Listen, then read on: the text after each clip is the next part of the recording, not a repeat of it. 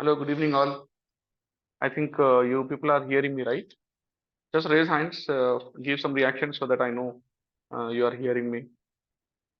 Okay, thank you. Thank you, Prabhakar. Thank you, Raju. So I welcome you all for this 5 days workshop on certified cybersecurity by ICS square.org.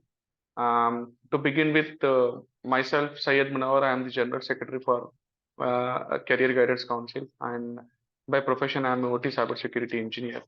Uh, I welcome you all for this session on behalf of CGC. To start with, as you know, it is better that we should know the host well so that we can, able to understand the whole journey. And I think many of you who have joined a few minutes before have seen the video. That is a hard work of around 15 years that CGC has done. We have formed CGC back in 2008, and since then, all the volunteers who are all working professionals are been working, working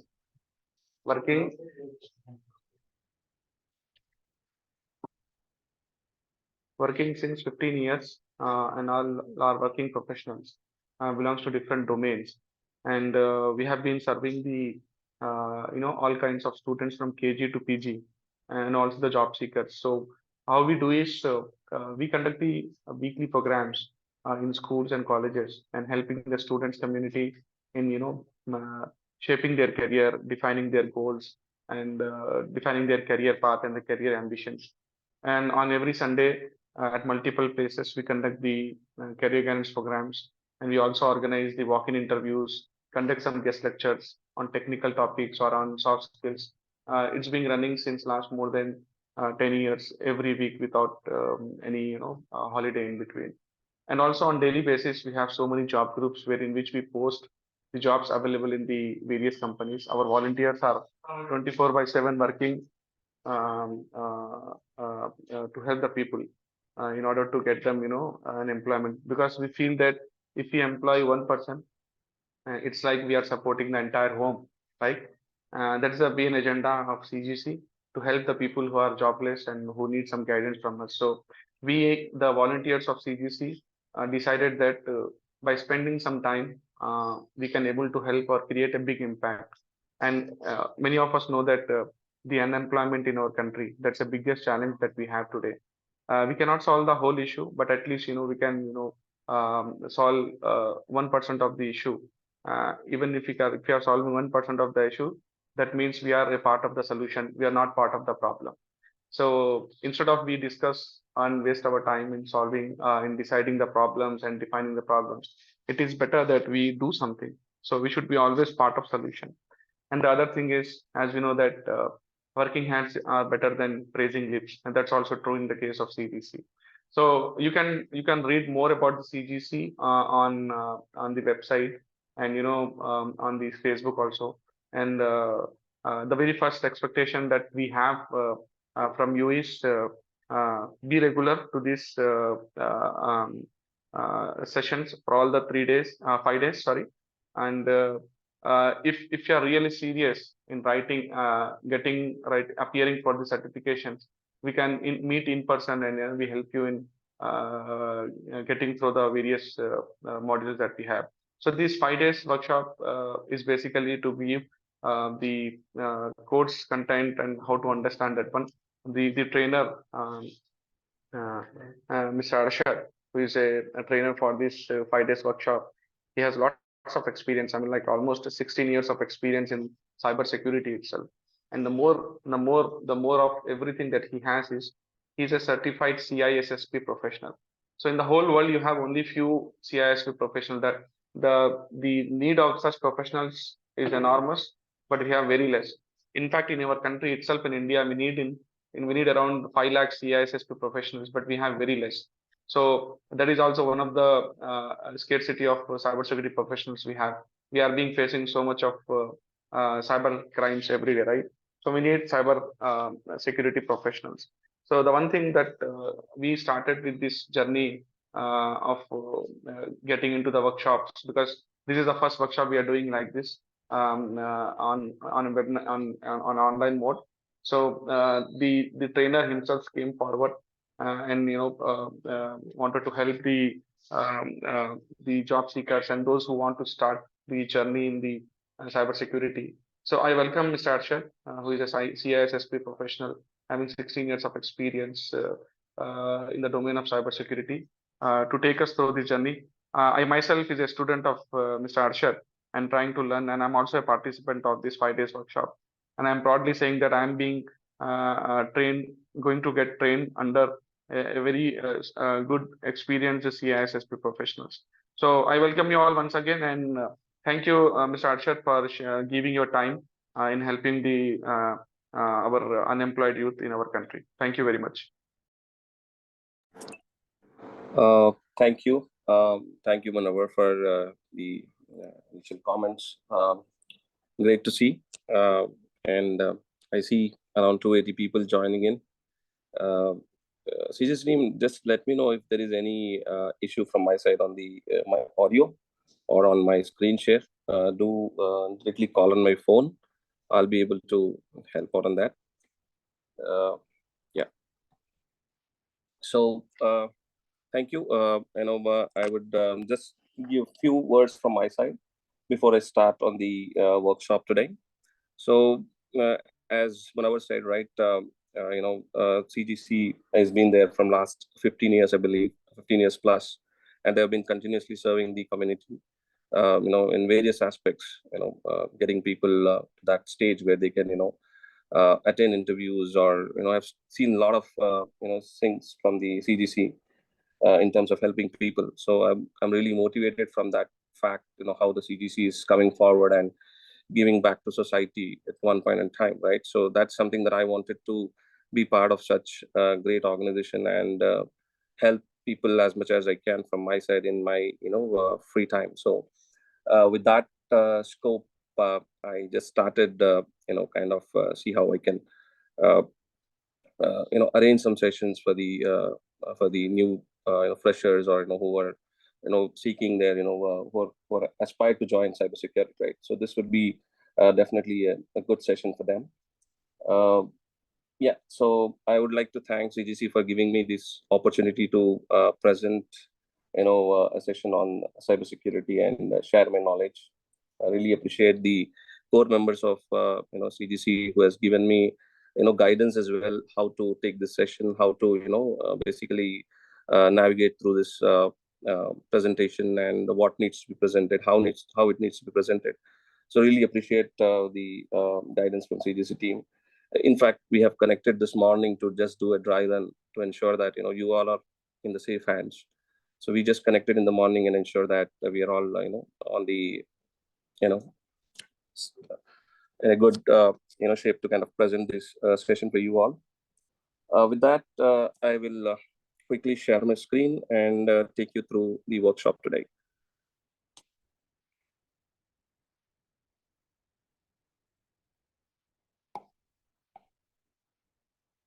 Yeah.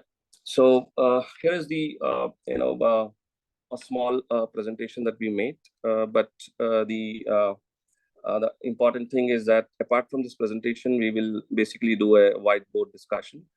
It's not about just reading up from the slides and just consuming your 2 hours. We are all here to learn something, to understand something, to get benefit out of this course, right? So I would like to give my experience here, not from the just from the slides, basically from giving you a live examples of cybersecurity, how these concepts are, and this will help you definitely to clear your exam from the ISC side. So that's something that I am looking at.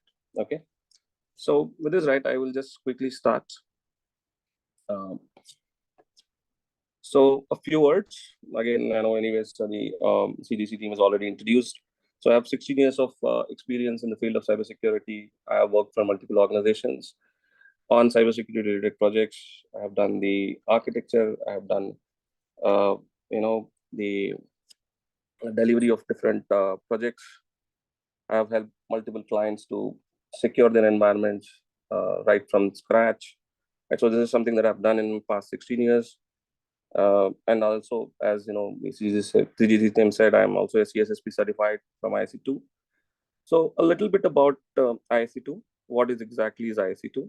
So ISC2 is, basically a non-profit organization, just like CGC. So they're also kind of, but they're very specialized to trainings on cybersecurity, and they give some prominent cybersecurity certifications to the industry, which are like worldwide they are recognized. And this organization has been also functioning from long time, where in recent past they have started something called cybersecurity, certified in cybersecurity. So they wanted multiple people to get this certification done. This has been offered as a free from ISC2, which is a big thing actually, right? So other courses are like, if you go for CSSP or CSSP, CCSP, right? These are like in huge cost. They cost you like $700 or something like that, right? So it's a very good opportunity which has been given by ISC2 kind of to get people certified. They wanted to have some around 1 million people to certified, I believe, right? For that reason, they have given this course, and they wanted people to certify as much as they can, right? So they have given the course, they have given the outline, they have given the examination, some practice questions as well, so that you can practice and you can attempt the exam. So that's how the things are going on, right? So as I said, it offers multiple courses. Moving to the next slide, right? So topics, you might be like, uh, thinking like what we will be covering today, and how this will be, right? So these are the topics. So there are like around 4 to 5 domains as part of the CC. So we can also go through there is a web page, which is publicly available from ISC, where you can refer how many domains, what are the outline of that as well, right? So today, as part of this workshop, right, we will be covering domain 1, which is security principles. So under security principles, you have all of these concepts. Like you have, very basic concepts of CIA, that is confidentiality, integrity, and availability, right, which is the core pillar of cybersecurity, where we'll go into deeper into these each of these topics. And you also have something called authentication, multi-factor authentication. You have non-repudiation, you have repudiation, you have privacy. A bit small topic on privacy as well, which is being given by IC2, just to have some knowledge about that. And also you have something called risk management, which is very important topic of the day. I will definitely cover as much as I can on this topic. This is very vast topic. Even a day will not help us to complete this topic. So this is very big. There are some core topics which are being given on this risk management, something that we'll cover. And we also have something on the controls as well, security controls. Like we have technical controls, we have physical and administrative controls, and we have a code of ethics. There's something that I will not explain, but I would expect you guys to come back to me on this as as a takeaway from this session, and learn this and come back to me. So these are just like points that will be tested in the exam. And there are some governance and governance process where you have policies, procedures, and standards. So this is something will be covered as part of the day, right? So yes, yeah. Before I could jump into the session, right, just wanted to call out some rules here. So see, we have here to learn something, right? So I would want you, all of you guys, to pay attention to the details, right? So we have designed something special for you people. So I want everyone to take this out as much as you can, and get your career started in cybersecurity. So and one more thing, see, we will be kind of randomly we'll be muting someone, and we will be asking questions as well. So that's what I was saying. Pay attention to the details so that you don't miss out anything, right? So that's one thing I wanted to tell before we start, right? So yeah, so moving to the next slide, right? So what is cybersecurity? So you are all now trying to get into the area of cybersecurity. So you need to know what is cybersecurity first, right? So what is that you're going to do as part of cybersecurity? Once you become a cybersecurity professional, what is that you're going to do, right? You should know your job role. You should know, your domain. You should have expertise in that area. So what is that cybersecurity is all about? And more important, also, you need to understand what are the impact of cyber attacks. So if there is no cybersecurity, what is the impact, on an organization if a cyber attack happens, right?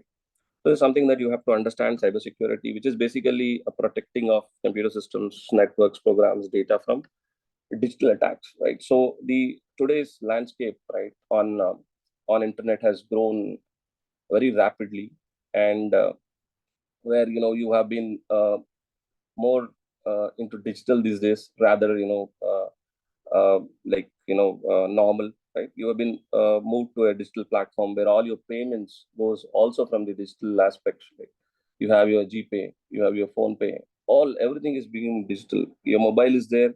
You don't need to have your wallet as well in your pocket, right? So you go normally, you just pay and you come back, right? So all these are for your good use, but the other side of the coin is there are also bad actors who are waiting for opportunities, waiting for chance to get into your, get into the system and breach and basically give a damage to the organization. So they are there is the other side of the coin.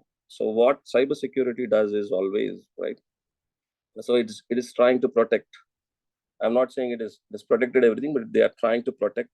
They are trying to ensure that they are keeping the bad guys away as much as they can from their side.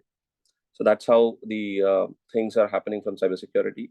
So you always strive to protect the digital data that are there in the that could be in the cloud, or it could be anywhere in the systems that are lying from the unauthorized access, basically. So the primary goal of cybersecurity is to ensure the confidentiality, integrity, and availability are maintained. So I'll get into the topic a little bit later when we read about confidentiality and other things. So in the impacts, so just let's try to understand the impacts of cyber attack. So one is that the biggest thing, I don't have the data at the moment with me because that is something that I'm not going to cover as part of that. But eventually, you should know what is the there is a lot of financial losses that are happening. There is a huge loss that happens in dollars in every year when the cyber attack hits the company, right? So how much the protection you keep, but still there's a breach that happens every day. There is a breach that that basically gets you into the financial losses. So you have data breaches. When the data breaches happens, you have fines. You have from the regulatory bodies saying that you have your data has been breached, and then you will lose your customers. Then you also have a reputational damage, right? You are a number one service provider in the industry, right? Say for example, you are a banking organization. You are providing a service to the customers, right? If you are hit by a cyber attack, right? So you are having reputational damage. Your reputation is at stake. Your customer will go out because their money is not safe with you anymore, right? So you have operational disruption. Say for example, I launch a cyber attack on some of the any of the bank, right? And then there is an operational disruption happens completely. No one will be able to get into the website. No one will be able to do a transactions. No one will be able to make payments, right? So entire disruption happens. The availability is gone for a toss. So then again, there is another there's a this is these are just like I want to highlight. There are more, I would say. There are something that I wanted to show. So intellectual property theft. So there are IP that you have. You're working for a large uh, you know an automobile industry, right? And then you have a lot of your intellectual properties. You have designs, you have a lot of things. Those all also will be getting stolen by the attackers. So these are the impacts of cyber attack. And this is something that already happening. And the cybersecurity professionals are trying their best to ensure that these cyber attacks are minimized and controlled. Okay, I would not say that completely they're stopping it, but they are controlling it. They are making the life easy. So that's how the cybersecurity professionals are all there to kind of protect this. So moving to next slide. So this is something called CIA triad. So this is the foundation. You need to have a solid understanding on this: confidentiality, integrity, and availability.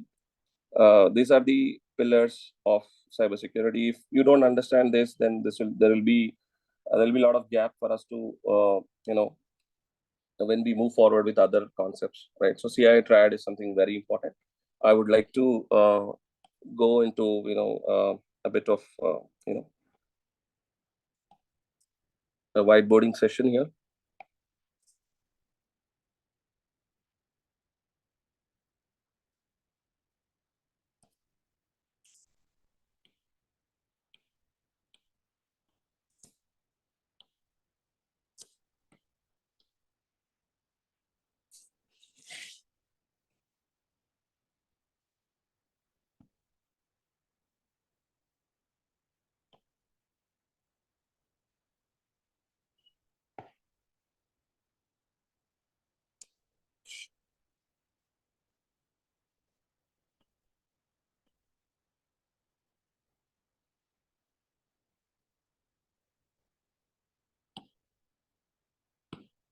Sorry, I think I have some issues here. I will get back to my own notes. So this is something that I have been, working all of the day to kind of get you some examples. So when we said, right, CI triad, I hope everyone is seriously, I'm able to, you're able to see my screen, right, on the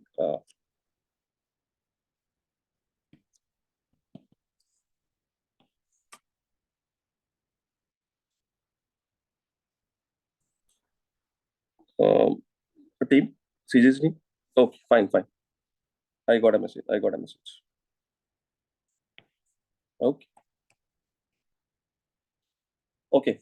So let's try to understand about the confidentiality first, how it is important, and what the uh, you know cyber attack or cyber the attackers basically do to kind of breach the confidentiality. What kind of thing is all about confidentiality? So confidentiality is basically, if you have, say for example, you have critical data, right?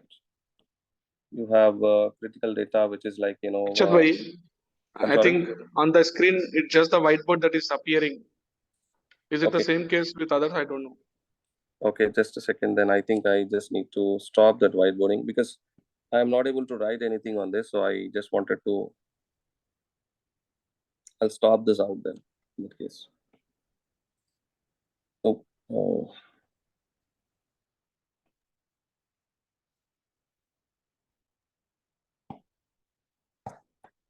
Munawar bhai, are you able to see my other screen here? What Which I'm is, saying is Murtuza. oh, wait. Okay, the sharing screen has stopped actually.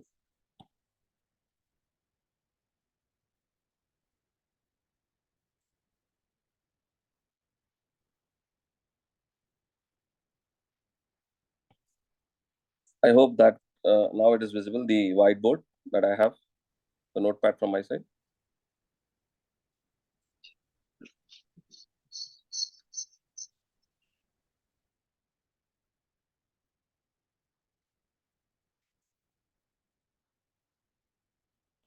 Uh, is that okay? Nawaz sir? Yes, yes, it is now. No, fine. You're showing a triad, right? Yeah, yeah, yeah, yeah. Yeah. Yes. So, guys, I'll just uh, start again. So, what about confidentiality, right? So, confidentiality is basically you have, a data with you, data which is, a critical data. This is very important data, right? It could be something called, personal information, right? Which is lying on some server, right? Okay. So, what confidentiality is basically, you need to ensure that only the authorized people, right, are getting access to this data. If there is something that happens, right, if unauthorized people are accessing this data, right, with some backend or some access with it don't supposed to have, right, So basically what happens is it's called as, breach of confidentiality.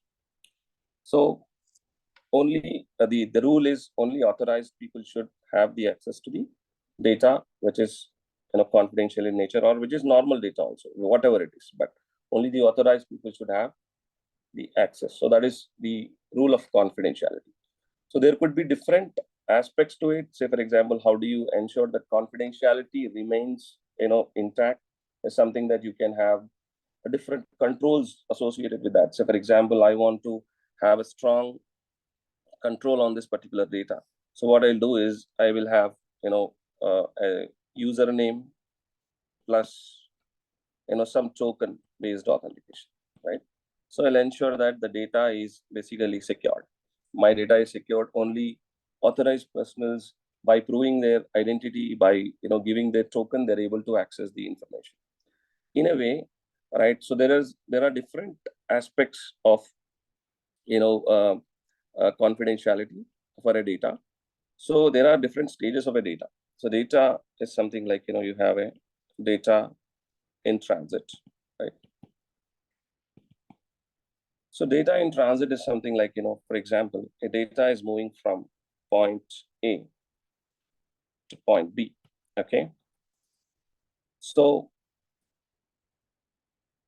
these are the two people who are, authorized to see the information, or these are the only two people are, eligible to exchange the information with both the parties. So this is something, is exchanged over the internet, right? And if there is some person who is sitting here, C, or we can call them as attackers, okay, or a bad guy, okay, who is probably trying to get, hold of this data, right? So data in transit. So this data is basically also seen by the C, who is unauthorized, right? Who is unauthorized and who is also trying to see the data. So in this case, the clear example of there is a breach of confidentiality that has happened here, because the data which is supposed to be, intended for A and B has been, basically viewed by some third party who is could be attacker, who is a vested interest, who has got, wanted to see the information in your, transit. So this is something called a data in transit, where you're sharing the information and then the confidentiality has been breached by the attack. So this is a confidentiality. And when the attack happens by unauthorized people, then the data breaches happens over there. So this is about data in transit. So this is something, if you say that, no, how I ensure that A and B are talking and the C is not able to see the data, then I need to have a control called encryption. We'll read about this a little bit once we go to the topic of encryption. So encryption is something that, basically scrambles the data. Say, for example, you say hello, it changes the message to something else, right? And so this changes the data to something scrambled, where if even the third person looks at, right, he will not be able to understand what has been, passed from A to B, even though he sniffs the data, or even though he unauthorizedly get into the system and try to understand the data, because there is an encryption that is applied on the data. The hello word, which normally used to be appear, has been appeared something else, which is no meaning or not going to make any meaning to the attacker. So here, there are some of the controls that you can apply on data to ensure that your confidentiality is in place and you are, securing the information all around, whether it is in data in transit, data at rest, or data in use. So data at rest, right, is something that you also need to understand. So when I say data at rest, this is something, a database, right? Or could be something else, right? Where you have a file system, right? Your files are lying here, right? So this is called as a data at rest. Data is there, that's at the rest, sitting there, right? So again, the rule of confidentiality is only authorized people should have access to this.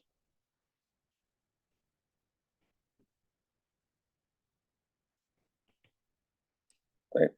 Say, for example, if an attacker gets into the database or gets into your file system and again tries to unauthorizedly access, there is something called again, breach of confidentiality, right? So always,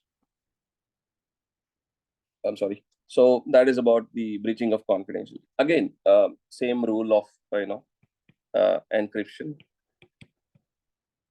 can be applied here, which basically when the data is stored in the rest, right, which is there lying for some time, or which is there in the file system, can be again encrypted to see if for example, if unauthorized person tries to copy these files or tries to get into the database, right, you will be able to kind of protect that information from the breaches. Though he gets into the file, though he gets into the wrong hands, unauthorized people, still that is protected because it has been already encrypted and the confidentiality still remains, right? So there's something called data in use. Say, for example, you are using the data, right? So you cannot have kind of encryption on that because the data has been used, right? So you will not be able to encrypt that. So there are some policies that will be applied to basically ensure that data in use is also secured with respect to unauthorized people not viewing your systems, not viewing your laptops, right? Not viewing your confidential data from, there is something called shoulder surfing. So no one should, basically come and, we should ensure that those are all policies are enforced within the organization or within the companies to ensure that, data in use is only by the authorized people when they are taking out the data or when they are reading the data or when they are, manipulating the data, whatsoever it is. So it is basically in use also should be protected in order to save the confidentiality. Right? So this is about the confidentiality a bit in detail. And I think we will cover integrity. So integrity is basically, again, very closely related to confidentiality. So they need to exist at a hand in hand. They cannot be in a different places. Say, for example, you cannot say that I will ensure the confidentiality and I will not ensure the integrity. So integrity is something that, again, a data, a person A is trying to share the information with person B, right? So one is that confidentiality you're already maintaining, but for example, there is something, the data has been intercepted by attacker, and he's trying to manipulate the data. So integrity is, first of all, the data, hello world has been sent from here, should reach the person B in a same state, in the same state was sent here. It should not become like, when you send hello, it should not become hi, or it should not become something else, which bothers the other person, right?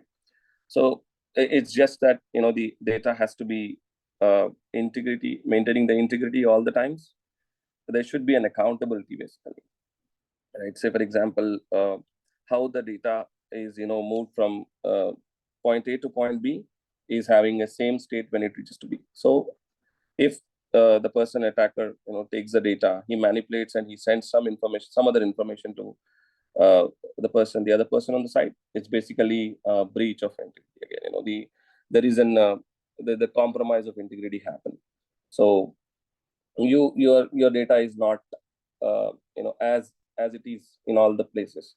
Say, for example, you have a database again, right? So same thing applies in the transit, in the use, and in the at the rest as well. So the data which is in the all the stages has to be protected from integrity standpoint also. When we discuss a little bit about authentication, authorization, I will cover a little bit more about integrity as well. How the integrity can impact, how the integrity can basically result in, again, the impacts of CI triad. And the last one is about availability. So the availability is nothing but basically the meaning itself tells you that availability of information on all the times for the legitimate users. When I say legitimate, for the valid users, right? So the information, say, for example, you have a banking website, right? you are the user of that, right? You have your user ID, you have your password, and probably your mobile token as well, which just comes on your phone as an OTP. Okay, right? So this is something that you have. You are using your website. You are using your banking website to do transactions, and you expect your banking website to be available all times for you, because you don't know when you are going to make transactions, right? So that's something called availability, right? All the time the cybersecurity professionals ensure that these websites are, these things are available on time for everyone. So again, what happens in terms of cyber attacks is, the most of the cyber attacks are basically compromising these, availability. How? We'll understand a bit. Say, for example, this is the a banking server, right? Which is giving you all the information where you're logging in, where you are, doing the transactions, right? Say, for example, there what the attackers does is, he basically launches something called a DOS attack, or a DDoS, or a ransomware. Okay, so these are the kind of attacks that can be possible, or that can be launched on any of the infrastructure or any of the servers to get the availability down. So what he will do is basically he will continuously hit this banking server from different places, from different different machines, and he will basically occupy uh, uh, the memory of this particular server itself, the infrastructure itself, to an extent that it goes down for forever, or someone has to come and intervene so that it will be again restarted, or again get to a normal stage. So what cyber attackers does is basically they will launch, from so there was one of the famous attack I can discuss quickly. There was a hack of IP cameras, right? So what they did is basically they took about 5,000 plus of cameras, right? The IP cameras, which are pretty much hackable in the nature. So what they did is they have launched and request on some of the servers. Could be we can just take an example of banking. So 5,000 requests goes at once onto the server, right? Which obviously consumes the memory and gets the system busy. When the system is busy, you are the authorized user, you are the legitimate user, you will not be having access to the system at all, because there has been attack underway, and you are also not be able to use the system. So this is something that the bad guys do to kind of compromise the availability. They will have the availability uh, to an extent that it is goes down, and then you will not be able to access the servers. So ransomware is also some kind of attack. Basically, they will encrypt the entire data into the server, and they will say that I will not be giving you the keys or whatever that information that you required to again get back to the normal. So in that case, again, if they get the entire data in their hand, right? So again, the compromise of there is availability. So the availability goes down, then all uh, the business users will not be able to use the system. So that's about CI tried, which is I have taken a little bit of time on this, because this is something that you need to understand from the core, because this is something that will be based on all of the topics you go forward when you try to read it. So coming to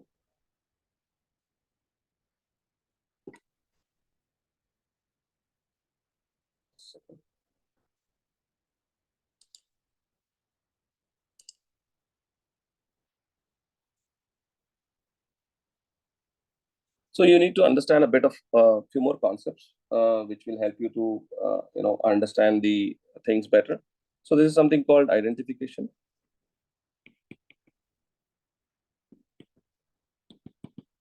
You have identification, you have authentication,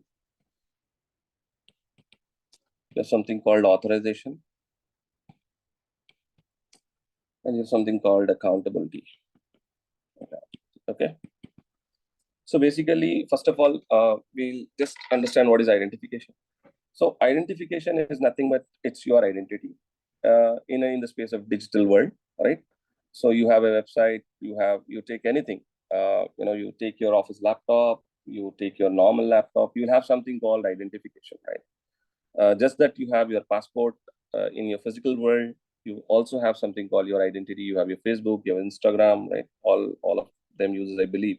Right? So this is something called, they have an identification. They have your user ID, right? So that is something that you use or you relate to yourself in a digital world that ties back to you in your physical world as well, right? Say for example, how you are identifying yourself in digital world with your identity, right? You have your WhatsApp, you have your another, social networking groups. Right? So you have your identification. So this identity could be an, you know, uh, it, it could be an 8-character user ID. It could be employee ID. It could be anything, in terms of identity, right? So these are something that that you need to basically understand from the identification perspective. And when it comes to authentication, right? So this authentication is something that you provide. I mean, you prove yourself saying that, with this identity, say for example, I am, a user XYZ, right? This is my identity. ID is equal to, and my password is someone again, star, star, star, star. Okay. This is something that I know. This is the password. So what is the term authentication defines here is you use your XYZ as an identity and a star star star as your password to authenticate yourself to a system. This could be anything. This could be a, a banking server. This could be, to your laptop. This could be to a website. Anything. Just the list goes on, right? So this is something that you prove yourself with the identity and the password. So there are different ways of doing authentication. We'll discuss a bit detailed in that, how does authentication will happen. But this is, for now, you just need to understand what is authentication. That you prove your credentials. That's something that you know. And there is something, there are different types of authentications. Something you know. Something you know is your password, right? Something you have is your a token, OTP. This could be an OTP. Third one is something you are. So something you are is basically biometrics, iris, right? So it's something that, again, is the characteristics of yours, right? Something you are. So these are like something is a type of it is called as a type 1 authentication, where you're just passing your passphrase. You have an some strong password, 8 digit, 8 characters or something like that. You pass it on, and then you get yourself authenticated. The other way is, if the system is a financial system or a very important system, right? There'll be a more level of authentication that is demand from you, because say for example you lost your password. Say for example you have the password is broken. You have very loose password, right?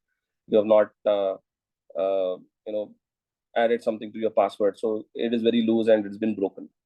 So in that case, what happens is still you have your token and OTP as your second factor of your authentication, which will basically help you to, even your one factor is lost, you still have this other factor, which is going to help you out in terms of, your unauthorized access by someone else, right? If someone has broken your password, but still they'll not be able to get into because your token and OTP is still with you. So this is a type 2 authentication, basically in the cybersecurity. And something you are is basically a very I would say high level, stringent one still, because you have your biometrics, you have your iris scan. So it's you who is going to show that, and then you will be able to get into the system. So biometrics is your fingerprint authentication. You just scan it and then you're getting into it, right? So be cautious about biometrics, right? Because if one's stolen, these are not, something cannot be changed, because this is something you are, right? A password still can be changed, A token can be, an OTP is something which is dynamic in nature, but a biometric is something once lost is lost, because you are the one who is going to present that, right? So this biometrics has to be secured from the authentication perspective. So just wanted to cover that topic. And also you need to understand something called few more topics. Okay, you also have to understand authorization as well. So now, so authorization is something that, we are. So once you have proven yourself, right, now you are the right user. You said, I have my user ID, I have my token, I have my biometrics. I am the person who is going to, I've already proved myself, right? Now the point comes in like authorization point. Now, what is that you're authorized to use in the system? Are you able to, what kind of entitlement that you're carrying with you? So are you able to read the data? Are you able to write? Are you able to, make changes? So I can just say, that's okay. We can say read and write, or you can do both, right? So this is something that you are being authorized, right? So your identity, once you've proven yourself, now again, there's something called authorization that is, associated with you, whether what you can do into the system, what level of access that you have. It could be, again, based on multiple characteristics. These authorizations can be managed. This could be your location, this could be your designation, this could be, anything, in nature that, basically applied. So these are authorizations are just set according to that. So what is the level of, system that you can make access? So for example, if you're a normal user, so generally in the system of, in the IT system, where we call normal users, where we call admin users, right? These are something called privilege. Okay. So normal users are only have view permissions. They can only view the data.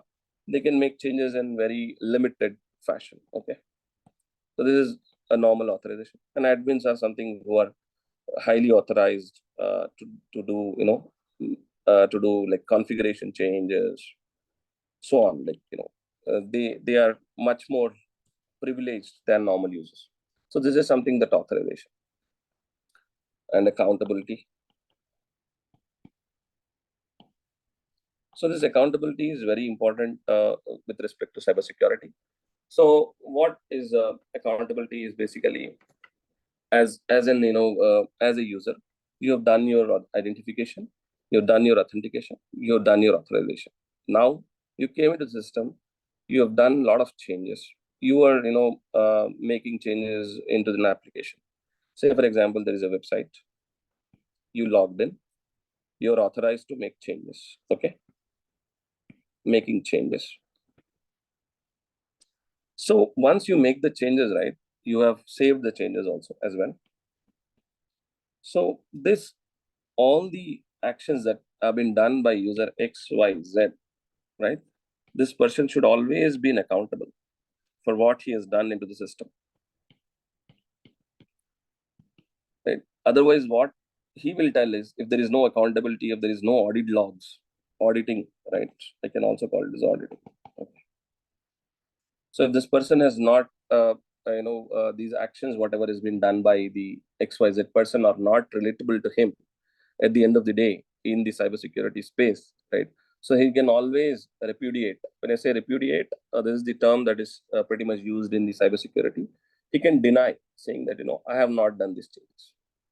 Then there is a complete compromise of your integrity, because you're saying that, I have not done the changes. You can always deny, right? So because there is no accountability in the system, if you are not managing that accountability, if you're not, tracking all his changes, basically, right, tracking the changes what he has done, and you're not associating with the identity that has done these changes, right?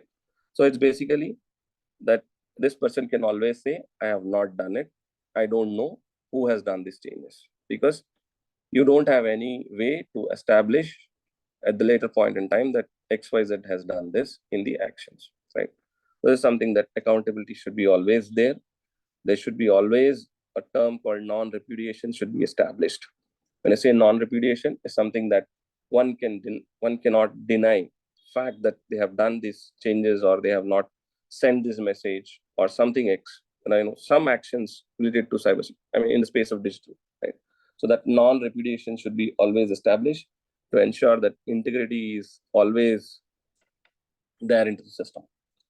So with this, I think I have completed some basic concepts. Before we jump into the risk management topics, right? I think we can take a break of 10 minutes, guys.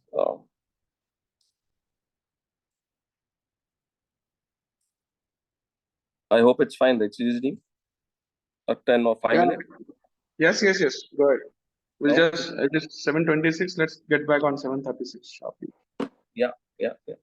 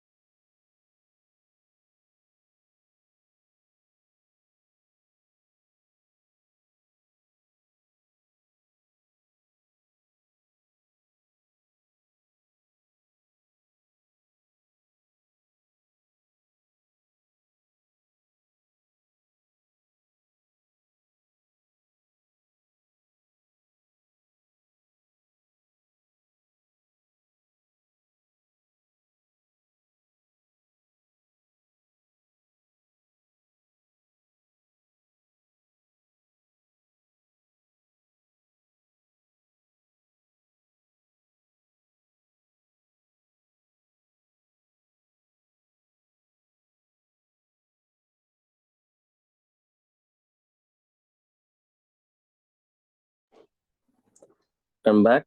Hope everyone is also back. So we have only 30 minutes left. We need to bit fast on this. Okay. So we have just covered the some of the basic principles of the cybersecurity, or the the security principles of CC itself. What has been stated in the domain one, right? So I am just moving here on the slides. So the next topic that will be something that you have to understand as part of the risk management, which is again, as I said, it's a vast topic, but we will see how we can cover that. So basically, let's try to understand the risk. What is risk in terms of in cybersecurity, and what is this all about? Right? The word risk has been used heavily into the cybersecurity. Let's try and understand what is it all about. Okay, so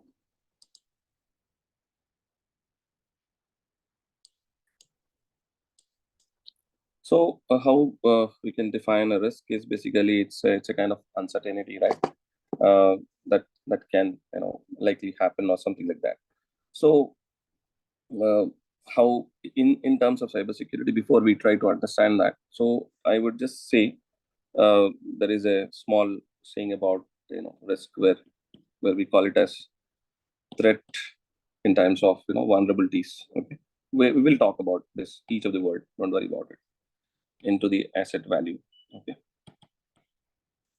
so overall, what is risk? So basically, this is an example I want to take.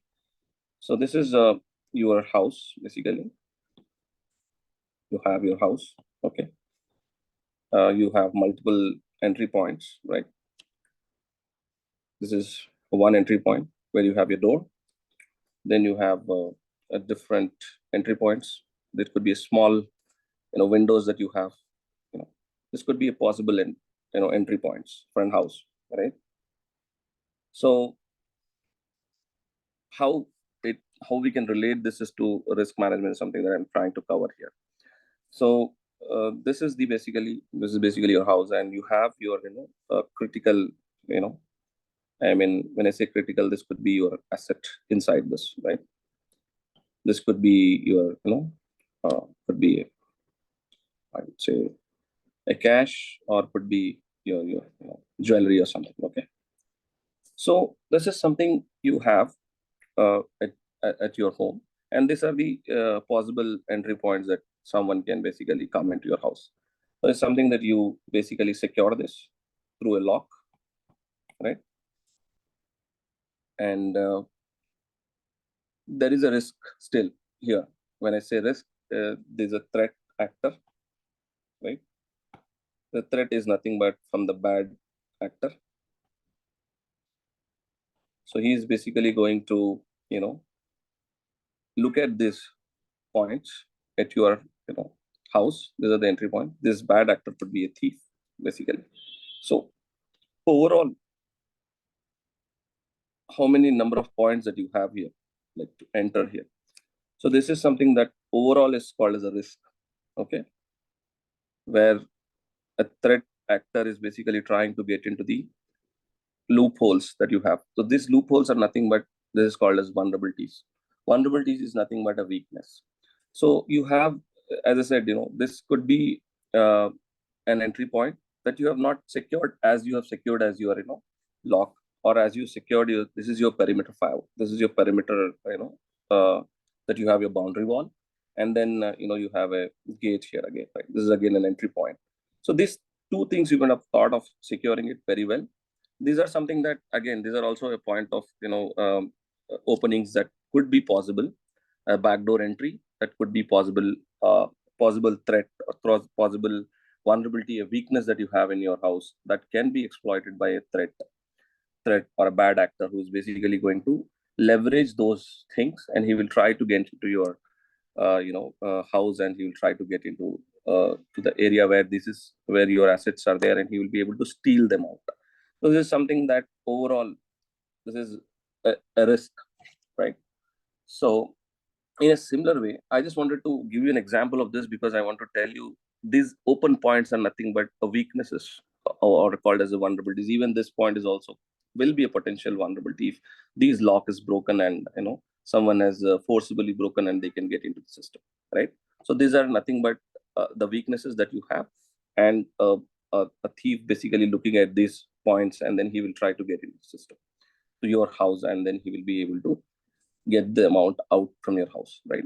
So in a similar way, a risk can be seen in IT, right? In IT industry, in a very similar way, right? You have a server,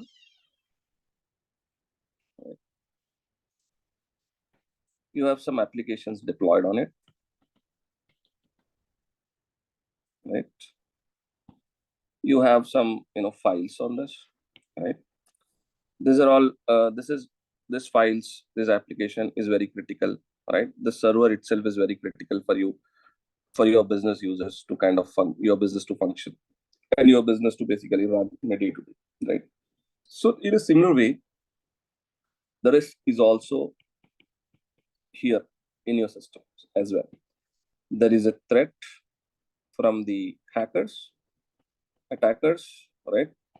We can call them as attackers, who are basically trying to find the loopholes here. This is an this could be in a server, a port, right, which could be open, or which could be used for some valid purpose, right? So there could be different entry points, right? Just like way we have seen in the other example.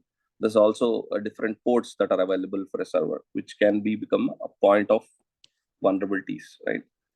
So an application can also have some weaknesses. Okay, weakness in the sense someone has not coded it well, someone has not designed in a way that it has to be designed, someone has not followed the security principles, the basic security principles they need to incorporate into that application. They just deployed it without proper security reviews from the security team. They just deployed this application into the server, they're running it. So there could be multiple vulnerabilities in this system, in this application itself, which could become an path or an attack vector. Basically, we can call it as an attack vector in terms of cybersecurity language. So what happens is when these attack vectors, right? Sorry, yeah. So these attack vectors are kind of a possible path, for an attacker to come in and get into this application. Once he gets into this application, he will make sure that he gets into the different areas of your server, he gets into the files, he gets into the important information that you have. So now the entire server is at his mercy, basically. So he can basically delete the data, he can encrypt the data, he can breach this information, he can whatever he wants, he can do it, right? So it becomes very what do you say, important aspect for an organization to have their risk always, their risk management is on top, and then the risk basically always identified and managed, mitigated, and every day it has to be basically reviewed, and it has to be in a controlled way, right? So otherwise, you cannot say that my servers are online and I'm not at all at risk. So there is that word itself is very wrong, right? So there is a huge market, or huge work is lying on the risk.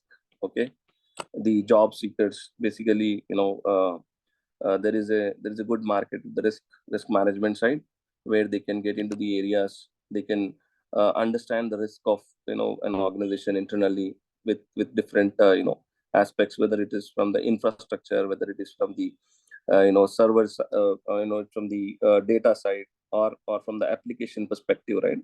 So there is a huge potential, or there is a huge market in the risk aspect, where everything is driven by risk in cybersecurity. If you don't know what is what the risk that you have in your system, how are you going to protect your systems, right? So basically, you need to understand what is the risk I'm having. I cannot just say that I am risk free. I don't have any risk in the organization. I am free from cyber attacks. The next day it will happen to you. Okay, so risk is there in every organization, and risk is something which cannot be completely mitigated, right? It can be get to an extent where it can be accepted. When I say accepted, in a sense like, okay, this is something that, say for example, if we take this one point, right? So if this is a backdoor entry which is not visible, probably if someone, very particular, or someone is like something, very dangerous guy who's trying to get into this point, otherwise this is very hidden and no one knows it, right? But something that you say that, yeah, I have a risk in my, my home. There is a possibility this could be breached, but the likelihood of it is very less. Someone can find that, the chances are very less, right? It's something that, uh, that's something that you can accept. You're saying that, okay, I know this risk. I will, just say, I'll just put a small control over that. I'll just put some barricades over here to ensure that, if that, even if someone finds it, he'll not be able to get into this area, right? But you cannot simply say that, no, I can ignore this point. Okay, I don't have any risk here.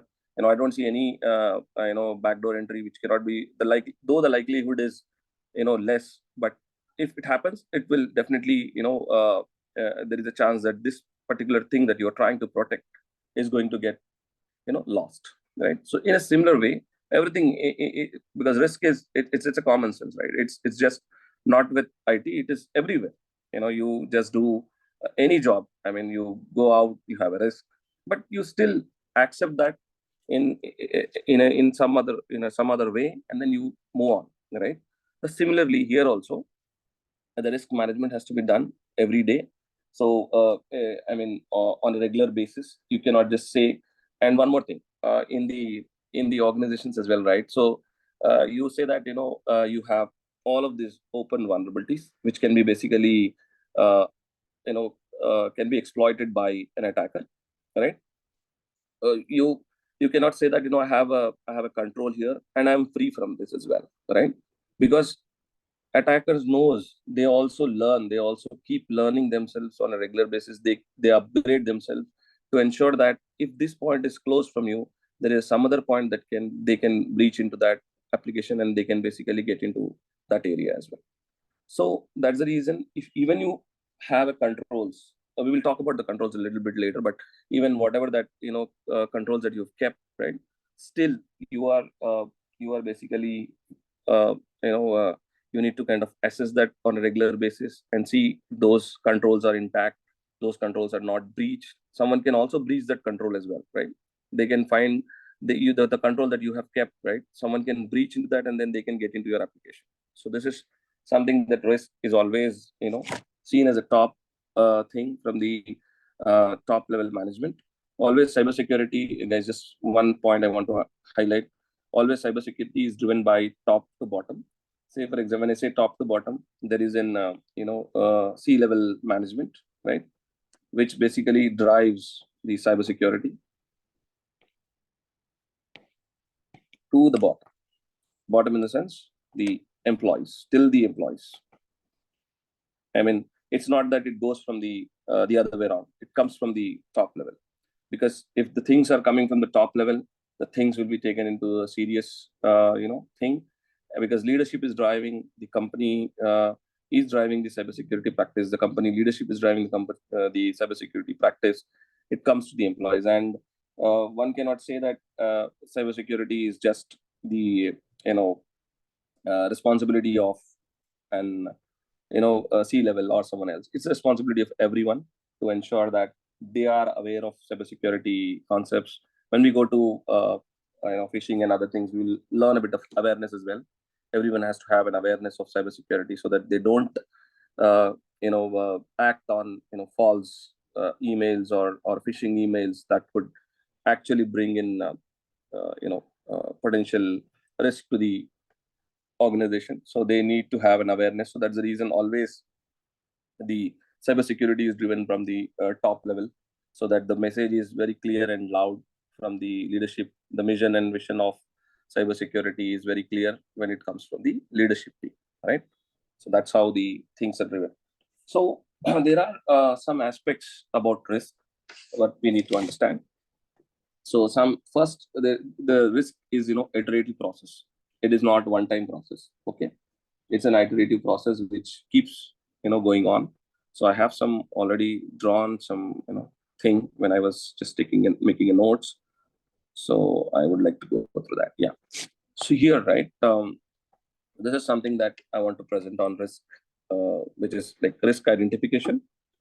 So the see, that's the reason you see these arrows, right, which are like going in the loop, not somewhere they are getting stopped, right? So you have a risk identification. So first of all, right, like within the organization.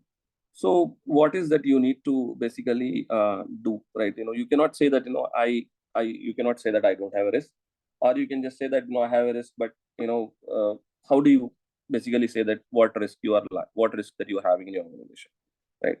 So basically that important point is identify what is critical in your organization, right?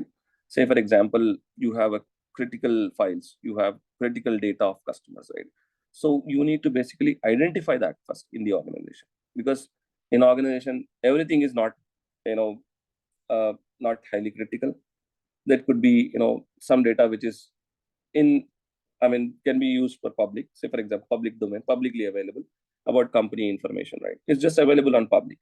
But some information which is critical, like customer data, customer PII information. When I say PII, it's personal identifiable information, right, of a person, right? It could be names, it could be name of the person, it could be the social security number, it could be, in our case, it could be Aadhaar, right? So this is something that identifying a person with that information. So that particular information is considered as critical in nature, right? So identification is very important. And so once you identify, you basically take when you identify, you take right teams into the into your projects. Basically, when you do a risk identification, you get the right stakeholders, the correct people who are involved in the organization, who knows what is critical, what is not critical, right? They know what is very important for them, which if gets into the wrong hands, can basically uh, you know result to a cyber attack again, right? So they know what. So we need to get such people into the group and identify what is, first of all, what is priority, right? What needs to be protected. So then you basically perform a risk assessment. When I say risk assessment, this could be there could be a different types of risk assessment. There could be a qualitative and a quantitative. So qualitative is something that you go with the facts, right? Where you say that this information is this X information is very critical, and if I lose this information, I will have a very high impact on my business, right? So that is considered as high. And there's a medium and low, which is like, if this information is lost, right, I will not have a severe damage, but however I'll have some damage. So that can be rated as a medium. And then if some information which is publicly in nature, and even if you lost that information, you will have a low impact on your business, right? So your business will not disrupt it. Even if it is high, right, if the information is lost, you might also have a business disruption. You will not be able to function as normal as you can, right? So this is something that you do risk assessment, and you basically identify the number of risks that you have, and you rate them. It's not that just you leave them. You will rate them to high, medium, low. So these are the risks. These are the 10 risks I have in my system. This is something that needs to be, later, in the risk response topic, we will read it a bit. So quantitative risk is something that it's having numbers, where you can basically uh, you can assign the asset values and other things in the quantitative, because it's all about numbers, right? So once you do the risk assessment, right, so now, one is that you identified the risk in your organization, then you did a risk assessment, and you say that these are the 10 risks that I have, right? So now, basically, it's a risk response and a mitigation. So now you got 10 risk in your system, right? So what is that you're going to do with that? One thing is that one thing is that very important is that you cannot neglect any risk. You cannot say that I don't care about this, uh, but that is something that is completely wrong in the aspect of cybersecurity. So there should be a consideration that should be done. So now, how is that you're going to do, right? So this due diligence and due correct due care we will understand, we'll give it later. But there's something that you do as part of the risk responses. So you have 10 risk in your system, right? Sorry about it.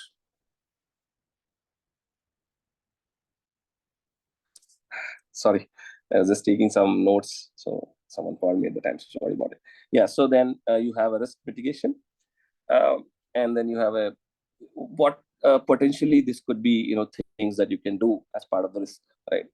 So risk transfer, risk avoidance, and risk acceptance, right? So these are the four possible things that you do as part of the risk, right? Okay, so let's try to understand what is risk mitigation, right? So you have found something which is as a risk in your organization, and then you are trying to mitigate it. Mitigate it in the sense is like, mitigation in the sense is like you will try to put some controls around it, right?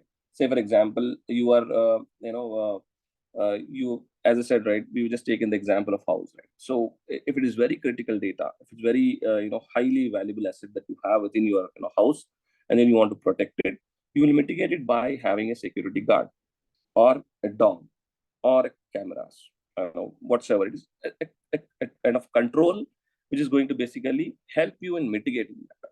But risk is still there, okay? Risk is still there. Risk is not going to go off fully.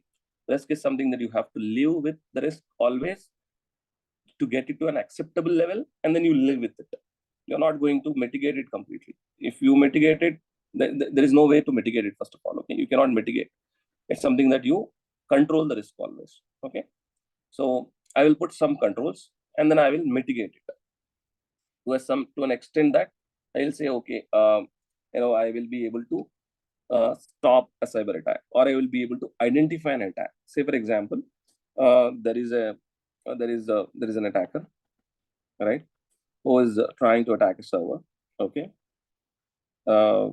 then you have some controls around it. Okay, say for example, you have an IPS, intrusion prevention system, and then you have IDS, intrusion detection system. Okay, or you have a firewall, okay, around this servers. Okay, so if attacker is trying to gain an entry into this server, these IPS and IDS and these firewalls are kind of mitigating controls, basically, which are going to help you to identify this kind of attack, okay, and ensure that there is some visibility that you have, right? You still have the threat, you still have the risk always, but these IPS IDS controls will help you to mitigate the damage. It will be able to help you to identify there is an attack, or there is an attack underway in your organization. You need to basically take an appropriate steps to kind of mitigate that attack or keep that attacker out of your system. Minimize the damage as much as you can, right? So these systems always alert you there is a potential attack that is happening, there is a pattern that has been detected, that someone is trying to get into your system. So this mitigation controls will raise an alarm saying that yes, there is something happening. So this is called as a risk mitigation. This is how you do mitigate the risk, and you see that you ensure that these controls are working to an extent that they are basically helping you out to secure your servers. So the other one is risk transfer. So now, you have basically, there's some options that you can do a transfer. So even we also do this in our general life, right? So there is a vehicle that we have, right? We take an insurance of the vehicle, basically. Why we do the insurance of the vehicle? To put this, risk on someone else. You pay them some money. You say that, when I have some bad, incident, you gonna come and help me out with that. So you transfer the risk to some other party, saying that it could be an insurance, or it could be some other, firm that who's ready to take it for you, right? It could be an insurance only, to be very specific, right? So this risk is already shared now. Now, for example, you have protected your system with some risk transfer, right? I mean, by taking some policies, some insurance, right? So in this way, what happens is, even you are at damage, right? Your financial loss, something that can be basically saved from the transfer of risk, that you have not handled it fully, but you're still you're liable for that, but you've transferred it to someone else who's going to be there for you. the same way our insurance works. So we will transfer it to them. They will help us when there is a bad incident happens, and they will be able to compensate to you as when you go through that, right? So risk avoidance is something that we generally do. Say for example, how we do is, how can I quote the example here? Yeah, say for example, you are trying to set up a company, into an area of which is prone for earthquakes or natural disasters, right? So in this case, what happens is, like, the entire area is highly known for that, right? So what you do is basically you say, I don't have to set up my infrastructure here, because now and then the natural disasters hits me, I'll be at a huge risk. I'll there'll be a huge financial loss for me. Huge disruptions will come in. So in this case, you will completely avoid that area for setting up your servers. You will say, this is with my research, this is not possible for me to set up my system over here. I will move out to some other place. So this is something called as risk avoidance. We do it in some aspects, okay? And then the risk acceptance. Finally, the risk acceptance is basically, the concept of accepting the risk, uh, because this is something within your appetite of your organization, that with some low risk or something which is the likelihood of this risk is very less, right? In that case, I'll say I'll accept this, and I will monitor this. Basically, this is something that we accept the risk, and we go on with that risk. Okay, so here, right, so this is the risk response and mitigation that we do. And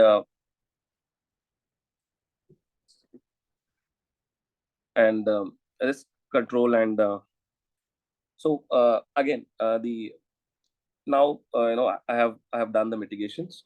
I have responded to the risk, okay, saying that I have implemented a controls, as I said about, I the some of the controls, like intrusion detection system and prevention system and the firewalls, or the SOC solution that I have, right? So I have implemented all of them.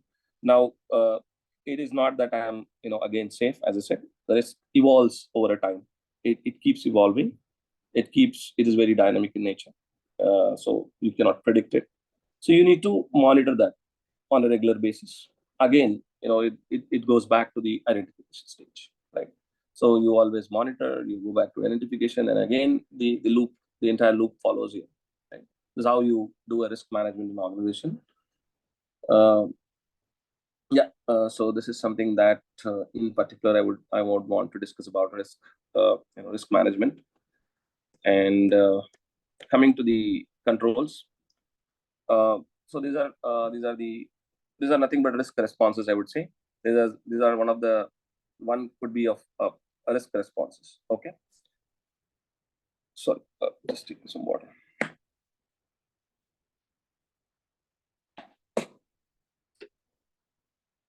So there are different types of access controls within the within the organization that you can basically implement it, right? So there are something called as administrative controls. There are something called as technical controls, which are also called as logical controls. So you might be tested on different aspects. It could be like, they would ask you, like, what is technical controls all about, what is logical control. So logical control and technical controls are one and the same, so don't confuse with that.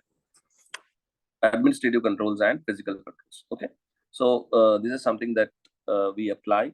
um, so again, the administrative controls are kind of policies set by the organization. Say for example, they are not like kind of hardware or software controls. They're basically policies driven by the organization. They will say that how you have to use your internet in the organization, right? There's an administrative control saying that you cannot use your internet for personal purpose. You cannot browse for your personal purpose. You need to only use it for your official purpose, right? So that is acceptable usage policy, basically. So that's how your administrative controls are laid by your organization to ensure that you are not misusing any of their assets in the organization. So that's something that we call as administrative controls. uh, then you have um, you know the again, this includes the administrative control list goes very big. It could be HR policies, it could be hiring, firing policies. Everything includes into this administrative controls. And technical controls and logical controls are nothing but we just discussed some of the controls, right?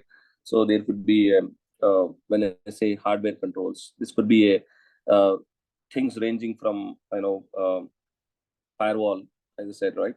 So firewall is something that basically it's just kind of a control which is sitting in front of your your server, your infrastructure, which is basically trying to filter each of the requests which is coming inside into your organization.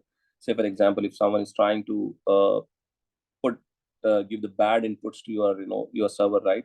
Firewall is something that which is going to get you to a stage. I don't know. It identifies the pattern and filters that request and ensures that there is no the bad requests are kept out. Only the one good, the one which are filtered are coming into the servers, right?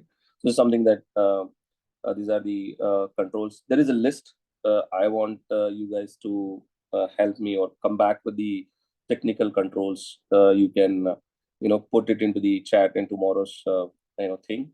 There is a list. I don't have time to put over here, and it's not feasible to discuss as well. So I would request everyone on the call to kind of get this technical controls added here. Okay. So and physical controls, right? By name itself says even even in the cybersecurity, right? The physical controls are discussed heavily. How these controls should be implemented. Like we have blocks, for data centers where the servers are located, right? So you always need to have those doors logged. Only authorized person should get into the entry of those data centers. Then you have your security guards, basically, who is basically kind of protecting your environment or your organization from any other physical breaches done by public, right? So something that the unauthorized people are kept away from your facilities, right? So you have your dogs, you have your gates, you have your uh, other systems which will basically keep the you know the intention is to have the bad guys away, the unauthorized people away from your facilities, so that they cannot come physically and do a damage, or they physically come and store your steal your information from the organization. So that's how the physical controls. So these are three important controls which are also highly testable in the exam. Uh, so I'm just moving to another one. Just give me a minute.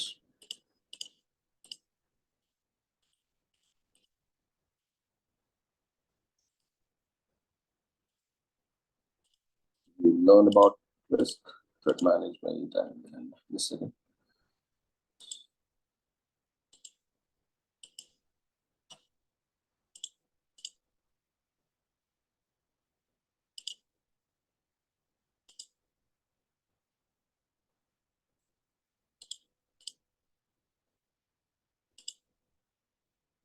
The second, my system is a little bit slow here. It's trying to get back.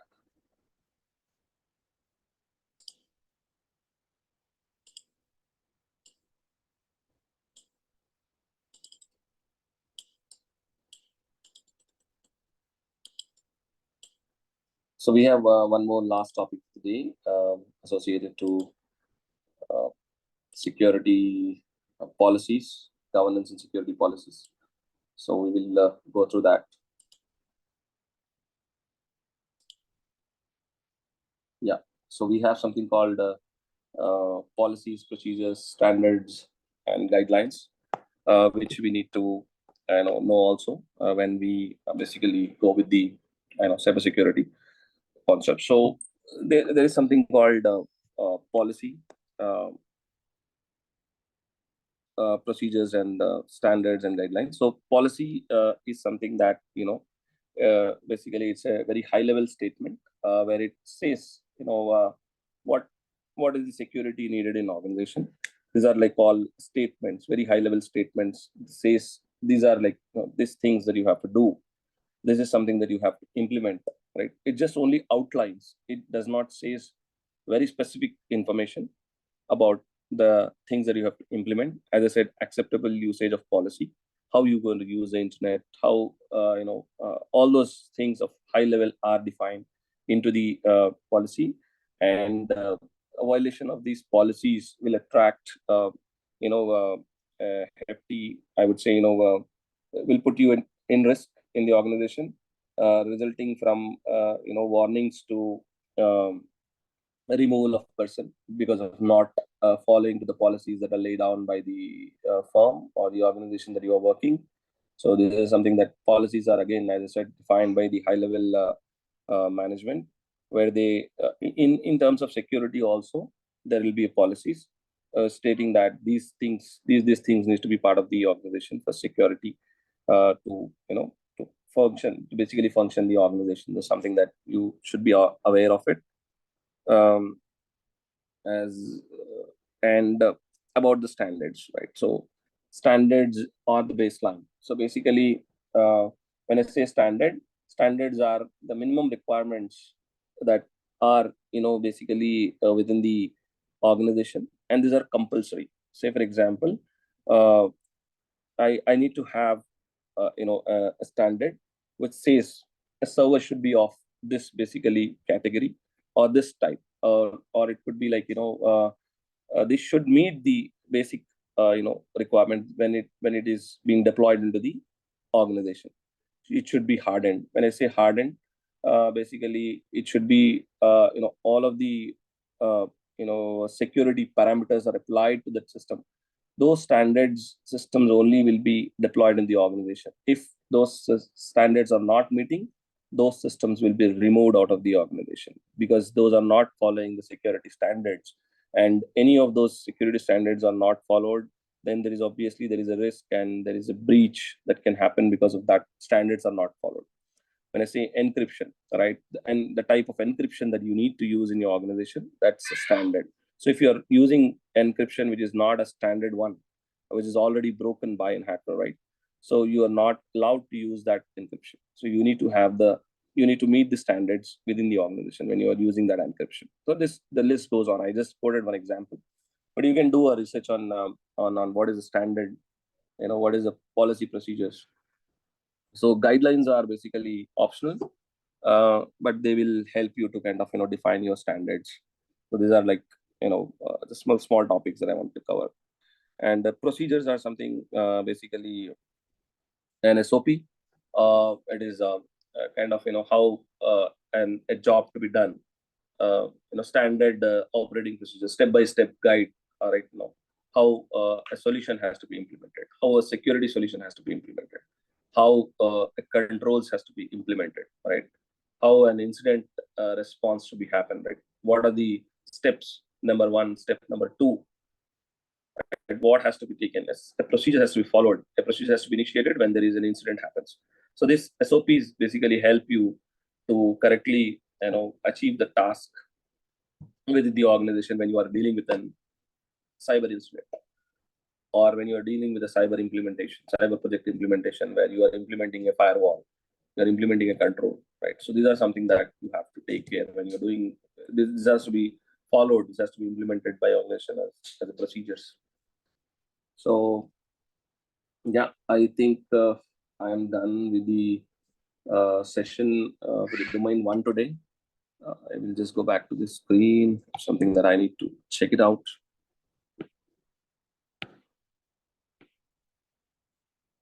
Yeah, and one more point I wanted to highlight here. So this is something on the screen is highly testable in exam. You need to be aware of ISC2 ethics. So this is something that you can read out, and you can come back to me on.